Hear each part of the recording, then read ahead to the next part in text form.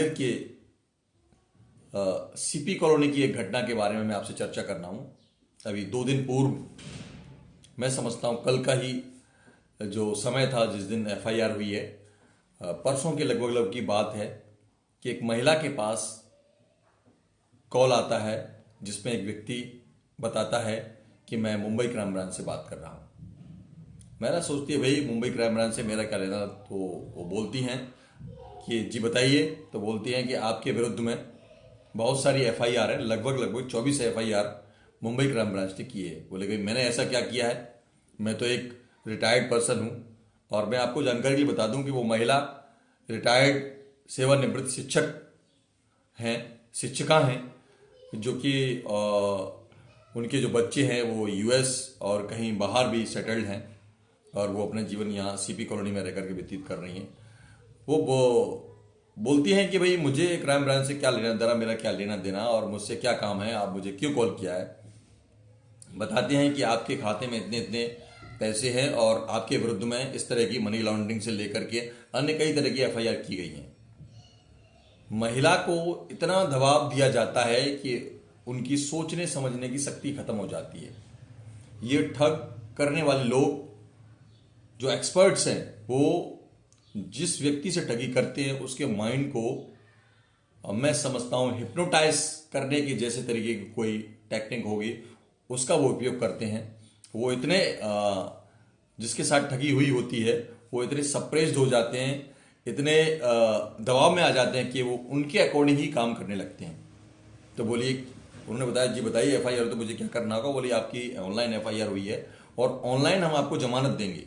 अब देखिए, एक रिटायर्ड पर्सन है, रिटायर्ड महिला हैं और जो टीचर रह चुकी हैं। हालांकि उस समय इतनी सारी जानकारियां उपलब्ध नहीं हुआ करती, लेकिन महिला कैसे बातों में आती हैं कि मैं आपको ऑनलाइन आपसे जमानत ले लूंगा। जमानत देने के लिए आपको लगभग आपको 50 लाख रुपए देने होंगे, उसकी एफडी करनी होगी। तो बोले सर मैं ऐसा नहीं कर सकती। तो उन्होंने बताया कि आप ऐसा कीजिए, अपने मोबाइल पर स्काइप एक एप्लीकेशन है उसको डाउनलोड कीजिए। उन्होंने कहा मैं इस बारे में नहीं जानती हूँ। तो बोला आपको ये बात किसी को बताना नहीं है। हालांकि इससे पहले उन्होंने क्या है, पूरे घर को वीडियो कॉलिंग के माध्यम से पूरा देखा और जानकारी ली और महिला को जैसे जैसे बताया गया वैसे वैसे वो करती रही। तो पड़ोस में रहने वाले किसी बच्चे से, उन्होंने लड़के से स्काइप डाउनलोड करवाया और आईडी बनवाई। डाउनलोड करवाने के बाद में फिर वो जैसे जैसे कहती गई वैसे वैसे उन्होंने किया।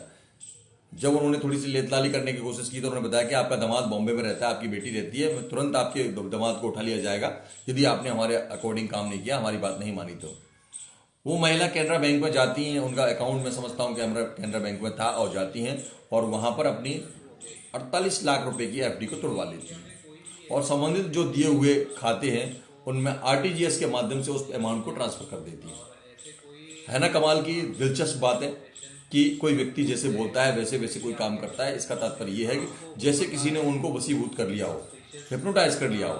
ये भी एक टेक्निक होती है। इस तरह से काम करने का तरीका ये ठगों का नए नए तरीके से ईजाद करते हैं वो लोग। इधर एक्सपर्ट्स होते हैं कि लोगों के दिमाग को ब्रेन वॉश कर देते हैं, उनके दिमाग को बिल्कुल एकदम खाली कर देते हैं और जैसा वो चाहते हैं वैसा बुलवा देते हैं। और देखिए, उनको ये भी पता था कि उनके पास कितना कितना धन है। तो 48 लाख रुपए ट्रांसफर करने के बाद में उन्होंने बोला कि आप अपनी बेटी के अकाउंट से भी पैसे ट्रांसफर कीजिए, तभी पूरे पैसे हो पाएंगे, उसे ही जमानत मिल पाएगी। बोले कि मैं तो उसके लिए ऑथराइज नहीं हूँ। तो ऑथराइज करने के लिए उन्होंने कोई बताई बात कि आपको ऐसे ऐसे करना है। तो इस माध्यम से उन्होंने अथॉरिटी लेकर के उस पैसे को भी ट्रांसफर कर दिया। बाद में जब वो थोड़ा सा करने के बाद में जब उनके बात पूरी समझ में आती है वाकया, तो वो थाने आती हैं और थाने में एप्लीकेशन देती हैं। उसके बाद ऑनलाइन एफआईआर करती हैं। तब ये मामला पूरी बात पूछूंगा मैं पूरे ग्वालियर में ये आग की तरफ फैल जाता है। सिविलाइज्ड महिला जो ऑलरेडी लिटरेट थी, अब आप देख सकते हैं बच्चे यूएस जैसी जगह पर सेटल, हमने इसके लिए इतना एक्सपर्ट्स होने के बावजूद भी वो पुलिस के एक्सपर्ट्स हैं, साइबर से इस तरह के जो ठग हैं, जो अधिकारी, उनसे हमने बात करने का प्रयास किया। करने वाले लोग हैं, उन्होंने बताया किस तरह का सातिर दिमाग रहा होगा कि उसको घटना तो हुई है और इस बातचीत के हम आपको किस तरह से ये माइंड मेकिंग करते हैं, साइकोलॉजिकल इम्पैक्ट डालते हैं। थोड़ा सा इस बारे में बताइए। पुलिस और इन्वेस्टिगेटिव लॉ एनफोर्समेंट एजेंसीज के प्रति जो समाज में, जो पॉपुलर मीडिया में जो इमेज बना चुका है, ताकि आप देख सकते हैं एडिशनल एसपी सियाज के एम वो जो इमेज जो बना चुका है, अतिरिक्त पुलिस इसकी अधीक्षक वजह से हैं, जो वो सामाजिक तौर पे डर रहते हैं। उनसे हमने बात की है और वो बता रहे हैं कि कोई किस भी तरह व्यक्ति से पुलिस से लोग ट्रैक किया तो वो जालसाजों के परेशान हो जाएगा, साजिश में इससे फंस जाते हैं। impression एक generate संभ्रांत होने के होता है। बावजूद भी, कोई लिटरेट भी होने के व्यक्ति बावजूद भी इनको वो इस तरह से पुलिस कोई भी अपना interaction जाल नहीं बिछाते हैं कि हुआ, लोग फंस जाते हैं। जीवन में। हालांकि फिर भी वो उन्होंने डर ये भी उनके बताया मन में है। तो कि इसमें पुलिस ये कभी बात भी ऑनलाइन समझ में, या अपने इस तरह से आपको कॉलिंग आपको नहीं करती है।